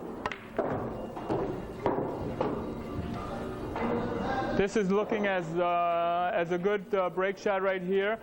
This is one of those secondary balls that need to be removed in order for this one to pass. Okay, so this is a number 1 ball. It can go in with no problem. This one can't go into this pocket unless it gets removed. Okay? Everything else kind of goes. This is the secondary ball. It can't go into here unless this one is removed, and then it could go. Everything else is a pretty basic shot. So from here, if I shoot this one, I'm not going to have much of a shot. So I'm going to shoot the 4 ball. I'm going to shoot the 4 ball because if I shot the 11 and I didn't get myself good here, I'm not going to have something else over there. So I'm just going to shoot this one slowly.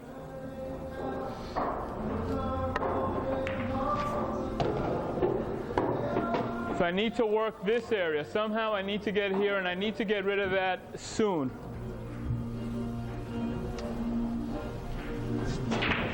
So we'll shoot the 15, come out for the 14. See, now this ball passes. I'm too straight on this ball here. I can always draw back to here and play it in the side pocket. I'm going to draw it back to here and have it come off and play that one because I'm going to get to these balls off of this ball here. Center ball, no spin. A stupid question if it's well, when you say center ball, you mean on the vertical? On the vertical, always on the vertical, yeah. I would say, otherwise I would say dead center. So here I have a slight problem because if I play this one into the side pocket and I don't get good on here, I'm going to have to take over my very important break ball right there. So this one here, I'm going to shoot the 6 ball instead. Now is one of those times where I'm forsaking the easy shot to go for something that's a little bit more difficult, hopefully to yield me a better position. Because if I shoot this and I go into this the wrong side, I'm not going to leave myself anything. If I roll it forward to here, that could be an option as well.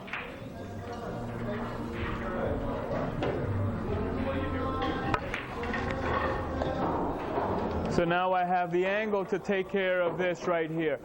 So just slowly to reach the side pocket. That was too slow. So this one is going to be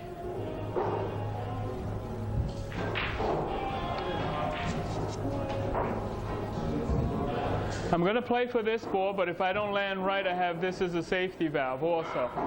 So we're shooting this one. I want to come 2 out of the corner for this next 2 ball. Too hard. As you can see now, I'm in the middle of everything. Now I've got to shoot this one. I could shoot this one here, just like I said earlier, but I feel confident that I can make this. That's why I won't go for that. So you have to know yourself and what you're capable of. So this one is going to be a stun stroke. Cue ball is going to go from one side of the table and then go right back to the other side with just plain center ball stun. That one I hit the ball too full. Try it again.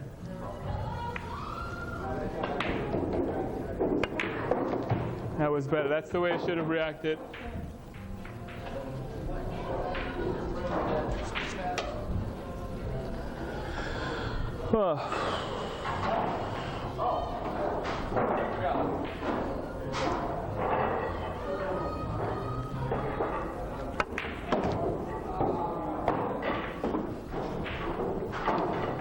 Okay, I'm straight here. I wish I would have had a little angle one way or the other, but I'm going to have to take it the way it is. Just kind of keep the cue ball in that particular area there.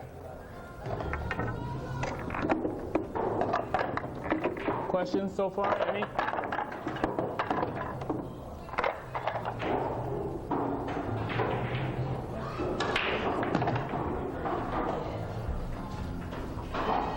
Very steep angle, very thin cut. This one is going to hit this one here on the full side. So I'm not going to hit it too hard because, again, it's a big angle, but I am going to hit it on the low side. I wouldn't hit this one with follow.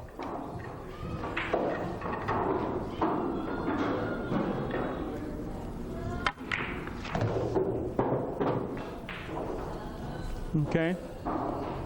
From here, I have no real choice It's a good idea always to look around because something could be dead in one pocket or the other. So you need to be able to walk around with your shots here. From here, I want to shoot the 2, get position on the 14 ball, and possibly use that as a break shot.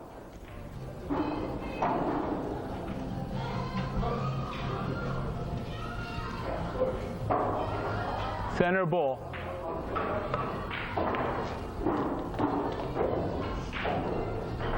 Okay. As the 14 ball is still doable. And the 3 ball is still doable. 14 is a little steep, so I'm going to go for the 3 ball. But after the cue ball hits the 3, it's going to hit this, which then it's going to hit this, and I've got to be careful because I may not end up with a shot. Also, if I don't hit this, it's going to scoot into there, and possibly I can stay stuck right in here as well. So I've got to see also how the cue ball wants to come off of that particular path.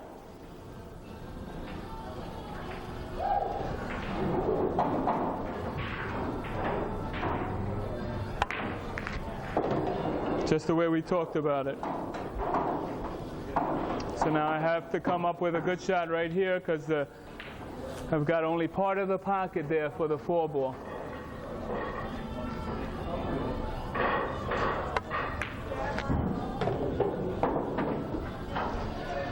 I'm trying to fight to get back into position here.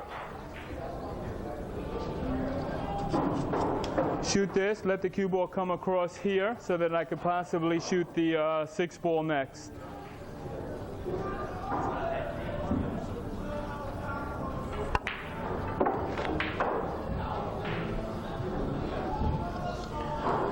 Okay. If I could get to the 10 ball and stop the cue ball here, that's a natural break shot right there.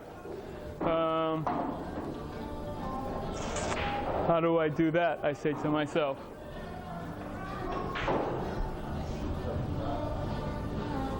You could have done that before when you played 8 instead of playing so strong. Well, I wanted to make the shot. You know, that was the thing. It was a tough shot. I needed to control the cue ball. Yes, you're right. I could have, but that's always an afterthought, you know? It's, so it's a little bit difficult. So from here, let's see.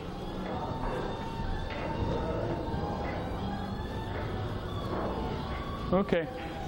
If I stop the cue ball there or just come back a little bit, then I'll shoot the 14 and come around that side for those balls. Now I'm shooting over a ball.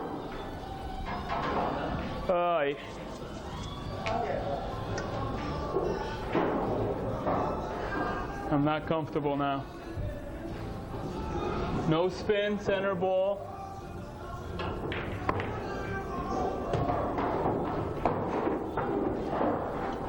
You almost never resort to a bridge, do you? Well, that's why I practice my opposite hand so I won't have to, you know, because there's more sensitivity in my own hands than I would once I have the cue stick out on the bridge there. So I try not to. I could possibly shoot the 1 ball down here. Yep, I think so. So I'm just going to play the 9 ball. Let the cue ball just come off of the cushion just a little bit. And now I can shoot the 1 down there. And this is my safety valve right here. That's why I kind of looked at it that way. Just hit this to dislodge those balls. See how I got stuck? But because I had there, that's what helped me out to continue my run here. From here, I need to come back a little bit for the 12 ball. Too much. Sometimes it's a struggle. From here, I have a slight angle, okay? Once I hit this ball, the cue ball is going to come here. This one should move there. This one should stay here. Then the cue ball is going to hit this, and I should still have a shot afterwards. So this is the way I see the shot. Okay? So right here, this is a possible key ball for this, but this is a little bit too low. I might just want to keep this one there for the actual break shot.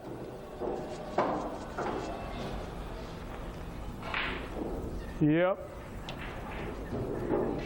I like the 7 ball as my break shot. Maybe even this one, but I got to see how I land here.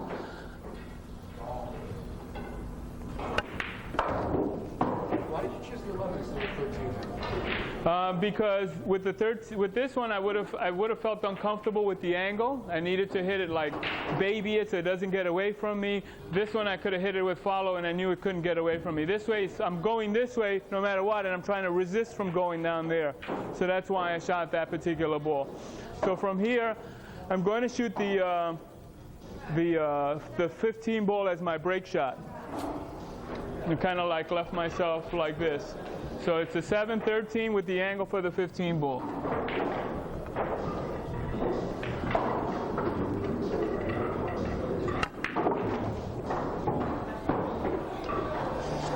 I still want the angle off of the 15, so I need to hit this with follow and just a touch of right. So that's going to be my break shot.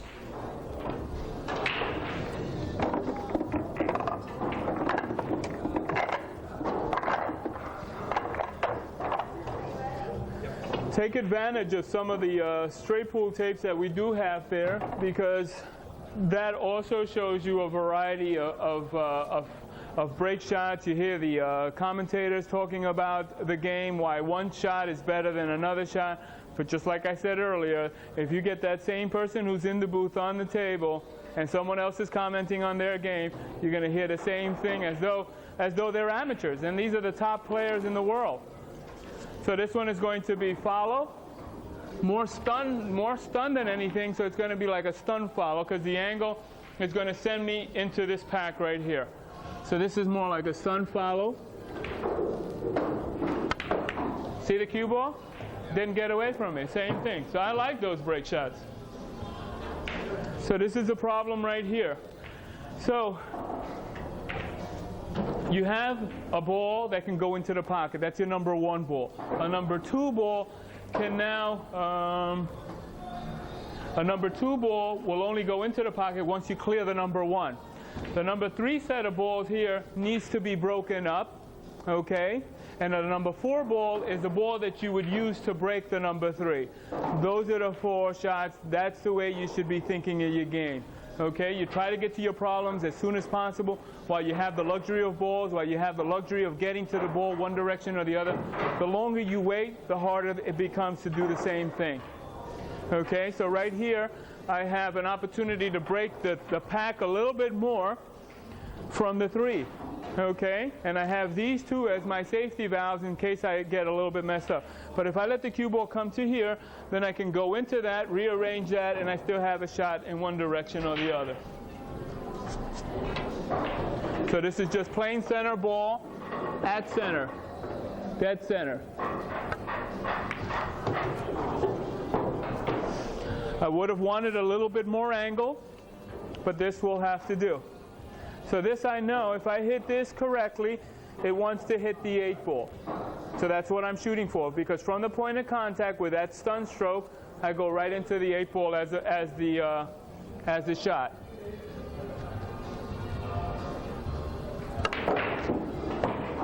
Okay, now what? Incredible. I don't like it. That's all you got. I know. I know.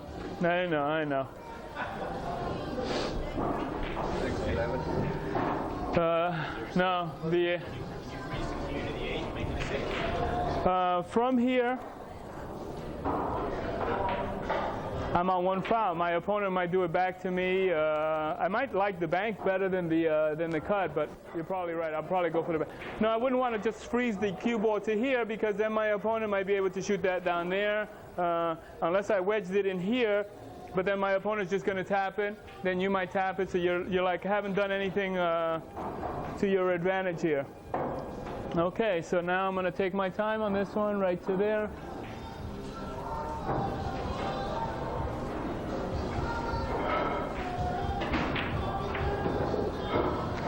Doesn't feel comfortable.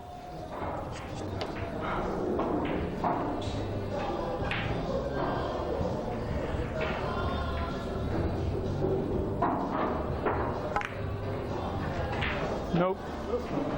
Okay, we'll continue. So this now is a problem, and that is a problem. So somehow I need to get to those balls there. I can get to these right here off of the 2 ball, because I can shoot the 2 ball, leave myself an angle off of the 5 right into that particular ball right there. So I'll shoot this, and I'll keep the cue ball right in that vicinity.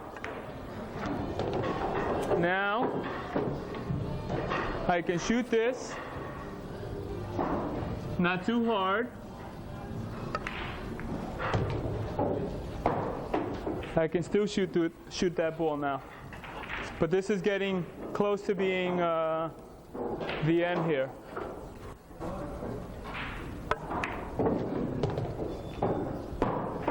So I got to get rid of that somehow. Okay, so I'm going to get rid of it. Shoot this one.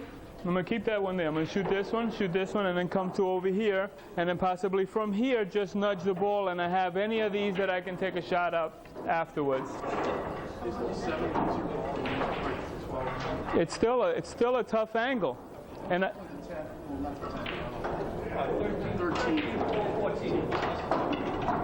I don't like this one because it's going to be thin, and if I hit this one wrong, I might scratch. So that's why I rather hit the balls a little bit fuller than to go that particular route. So 13-4. I might get rid of this ball now because I'm here. So I might as well do it because it's a straight shot. I'm running out of balls, as you can see, but I got to get to this right away. So here I want to leave myself an angle. So I go on the other side or this side. I can leave myself an angle from here and then go into them like that, or I can leave myself an angle from here. I like to be on the low side, so I'm going to hit this with follow and land right on the rail.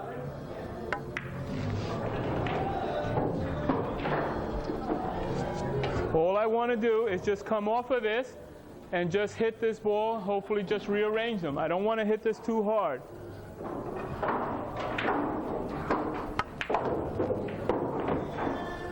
I didn't want to hit it too hard, you know, because just can get away from me.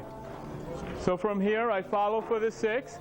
I want to make sure that I follow for the 6. Either I land straight or I land on this angle, so then I can get to the 11 ball much easier. Center ball follow. This one here, I just want to like stun it to there.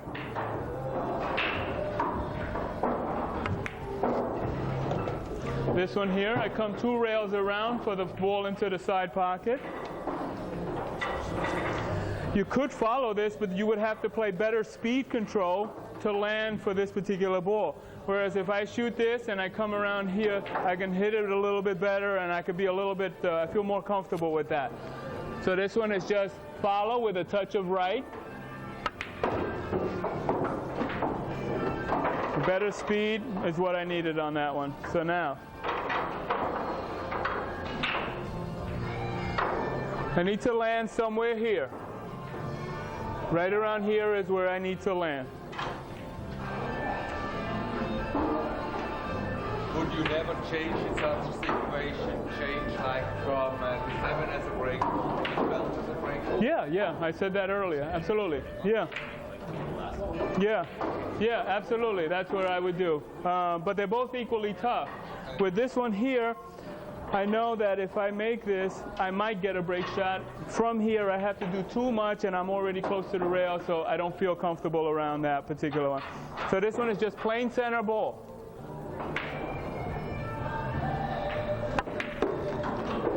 I went right into the corner too much.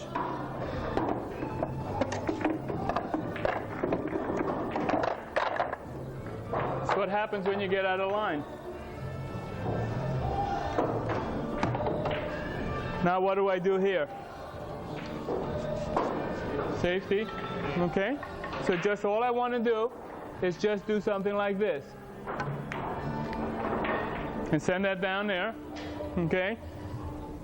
And leave them nothing. What are they going to do here? So you would have played the 4 safety, what we had before, where you were playing to the side of the pack. You could have done that. That would have been better, absolutely. That would have been a better safety because I would have moved the stuff around. So from here, I am in a slight problem. you know, because I can't go to the back of the pack because I'm going to leave them a shot. It's hard to hit the side of the pack and not leave them a shot. I can't go off of that side. So in retrospect, this is probably better. See, because if I had gone this way, you know, then my opponent could have had an opportunity that the ball might have moved favorably and he could have played a safety, and now I could have been in the other situation. But now here I'm in a slight problem. What to do? So the best thing for me to do here is just try to clip the side of the 2-ball. No, I don't like it either. We're going to do something that I don't like to do, and that's do this.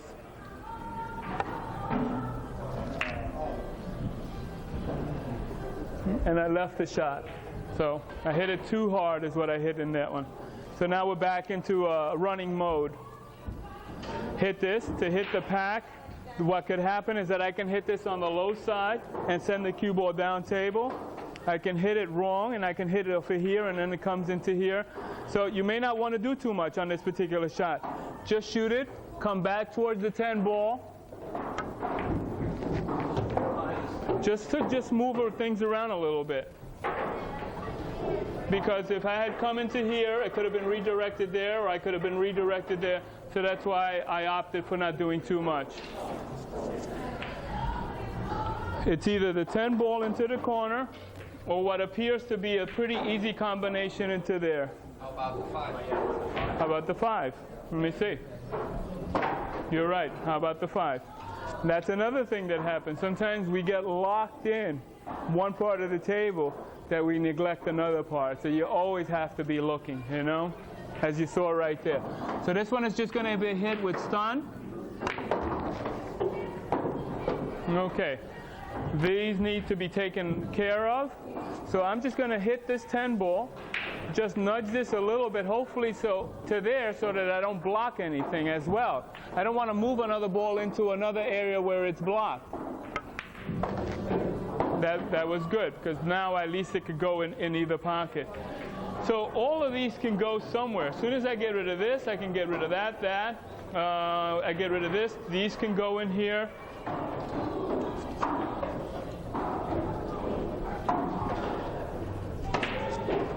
From here, I'm just going to let the cue ball go to the rail.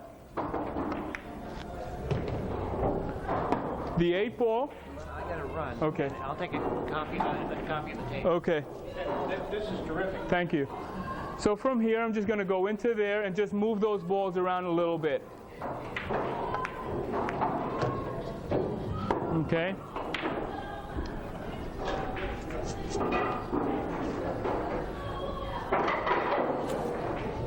Once I get rid of the 13, the 12 goes. So we'll go that way.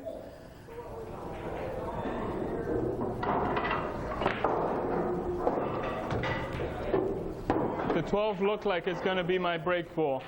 Do you have a plan for the... I like the 12 as my break ball at the moment. It could be the 4, but I like this one the best at the moment. Why do you think the 12 ball the 6, for instance? Excuse me?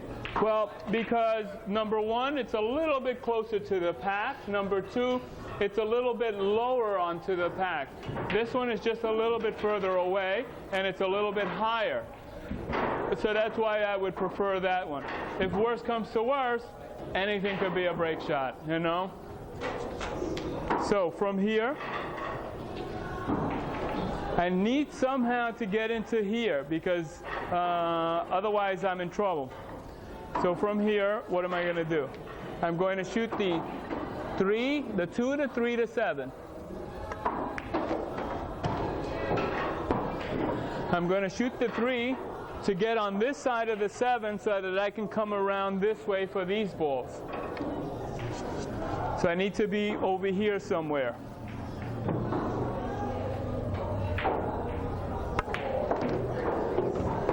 Now from here, I need to come around this way.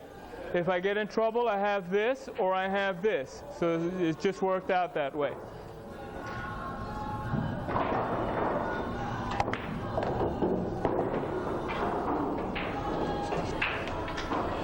From here, I'm going to shoot the 4 and just nudge the 1 ball towards the pocket.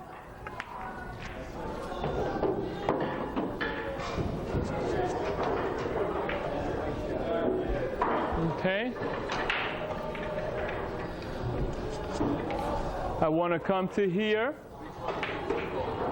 The key ball at the moment, it's hard for me to say. It's the one that I fall onto the best. I mean, honestly, in this particular rack, it's not laid out that perfectly for me. So I'm not thinking key ball. So I know I can land the cue ball where I want from almost anywhere in this particular setup. Sometimes you do have a key ball. But over here, I'm still like a little bit hazy here, you know? So I want to land over here. From here, I can shoot the 6, I can shoot the 10, or I can shoot the 11. So that's why I would want to land over here. This is where I'm shooting. I'm not shooting to play any of these other balls anywhere else. I just want to let the cue ball come there. Okay, so I overshot it, but as you can see now, I can shoot the 11. So percentage-wise, I'm playing more a zone area than, at this particular time, a pinpoint accuracy area. So from here, the 10 could be a key ball, and that's the case. The 10 ball is my key ball, so it worked out that way.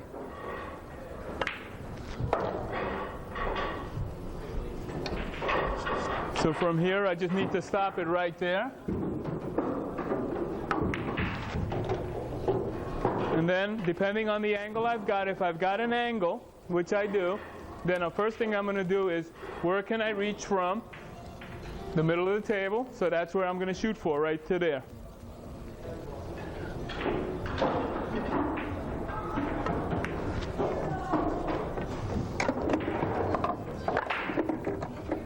So the table just worked out that way, Thomas, as you can see. You know, I played for a general area which allowed me shots in any of the 3 balls, as opposed to playing position for 1 ball, which if I don't get there, then I'm in trouble. I agree.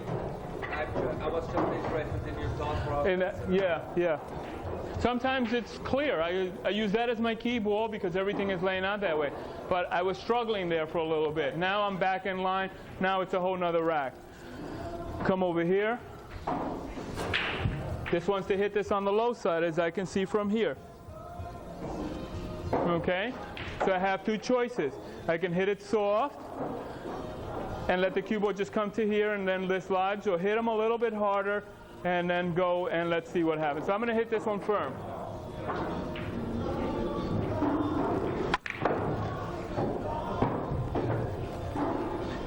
So that worked out probably better in a way, because if I hit it soft, they may not spread out quite as well.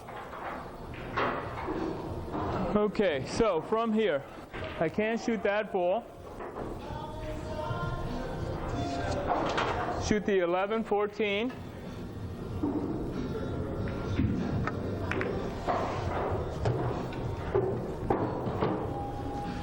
If I can get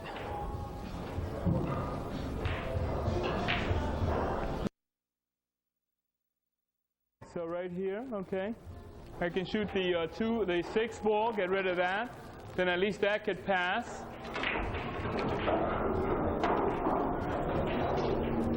So if I can remove this, I can shoot that as a break shot. If I can remove that, that could be a break shot. So from here, I'm just going to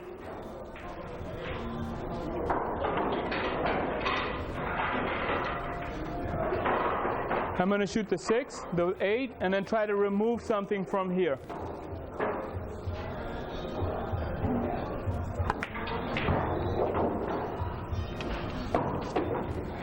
Now I'm going to shoot the 8 to come back for the 2 or the 7.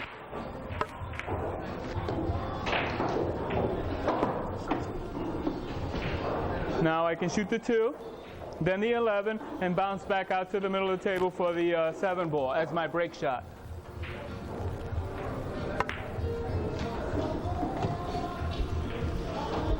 So all I have to do now is come to here, and I'm okay again. I have to stretch a little bit, so I got to cut the table in half here.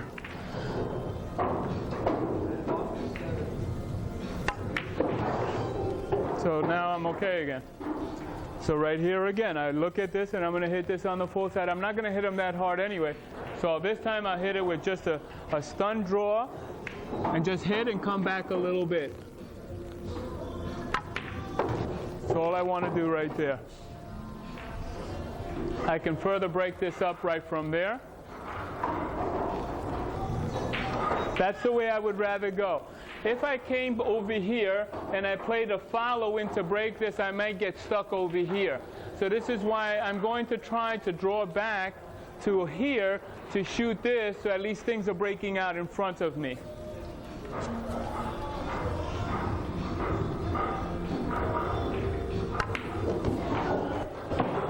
Now I'm going to hit this. If I hit this here, then the 4 ball is going to come out here, the 1 ball is going to go out there, the 15 ball is going to go out this way. So again, I don't want to hit this too hard. Not quite the way I saw it. Tough shot on the 1. All I want to do is just make the 1. The 15 ball now is my break shot. All I want to do is just make the 1.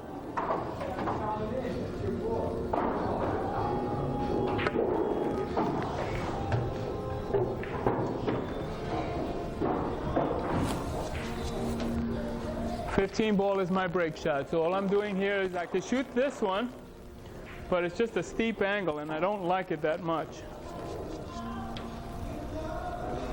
Yeah. I'm going to shoot the 4, then the 9, and then come back for the 10 ball. This way I feel more comfortable with the cue ball.